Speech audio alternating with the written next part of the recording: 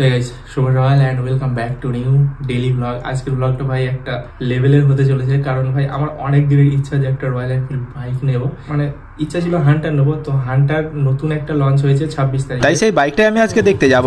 এটা মে মাস, এই মাসের মধ্যে ইনশাআল্লাহ নেব, দোয়া করবে আমার জন্য। কিন্তু এই বাইকটা দেখতে গেলে আমাকে যেতে হবে বর্ধমান, কারণ এই রয়্যাল এনফিল্ড শোরুম আমাদের নতুন হাটে কোথাও নেই।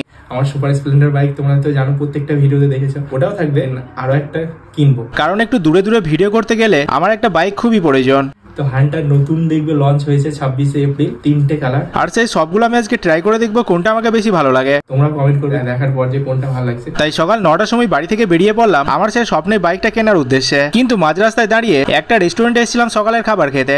আর এখন পৌঁছানো হচ্ছে মুরাতিপুর, এখানে একটা রেস্টুরেন্ট থেকে সকাল 10টার খাবার খাবো, দেন বেরিয়ে যাবো বর্ধমানের উদ্দেশ্যে। এরপর খাওয়া কমপ্লিট করে সোজা রওনা দিলাম বর্ধমানের উদ্দেশ্যে। আমাদের গ্রাম থেকে বর্ধমান যেতে সময় লাগে মাত্র 1 ঘন্টা, কিন্তু আমরা তার আগে পৌঁছাবার জন্য একটা শর্ট রাস্তা ধরেছিলাম। কিন্তু মাঝ রাস্তায় একটা রেল গেটে আটকে বললাম। লোকাল কয়েকজনকে জিজ্ঞাসা করতেই বললো এই রেল গেটটার নাম ছিল পালিতপুর। এখান থেকে পরপর ট্রেন যেতেই থাকছিল আর আমরা খেপার মতো দাঁড়িয়েছিলাম। প্রায় 20 মিনিট দাঁড়িয়ে থাকার পর গেট ছাড়তেই আমরা পৌঁছে গেলাম বর্ধমান। গাইস এখন ফাইনালি পৌঁছে গেছি রয়্যাল এনফিল্ড শোরুমে, চলো দেখা যাক। কিন্তু জীবনের প্রথম যেহেতু আমি আজ রয়্যাল এনফিল্ড শোরুমে এসেছি, তাই ভিতরে ঢুকতে কেমন জানি আমার ভয় ভয় করছিল, কিন্তু ভয় না পেয়ে আমি ভিতরে ঢুকে পড়লাম।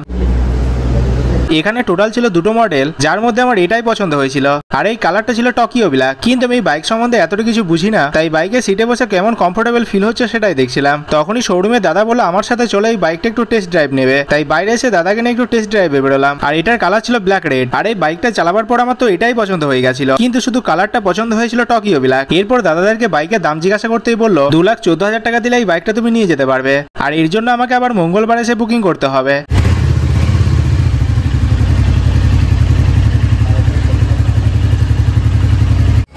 সেখানে ভিতর থেকে কাজ কমপ্লিট করে বাইরে এসেছি। বাইরে কত রকম গাড়ি দেখো ভাই, এখানে জিটি, এটা বলতে গেলে স্বপ্ন বলতে পারো, বাট আস্তে আস্তে হবে, ওটাও একদিন নেবো ইনশাল্লাহ। আর হ্যাঁ, এখন তোমরা বলতে পারো দাদা তুমি কেন জিটি নিলে না? দেখো ভাই, স্বপ্নগুলো কিন্তু আস্তে আস্তে পূরণ করা ভালো। তোমরা দোয়া করো যাতে আমি জিটিটাও কিনতে পারি। বাট এই গাড়িটা করে না, কেউ যদি বলে লং ট্যুরে যাবো, ভাই হবে না, কোমরে দোষ হয়ে যাবে। এছাড়াও বাইরে আগের মডেলের কটা হান্টারও ছিল, কিন্তু আমার এখনকার এই নিউ মডেলটাই দরকার।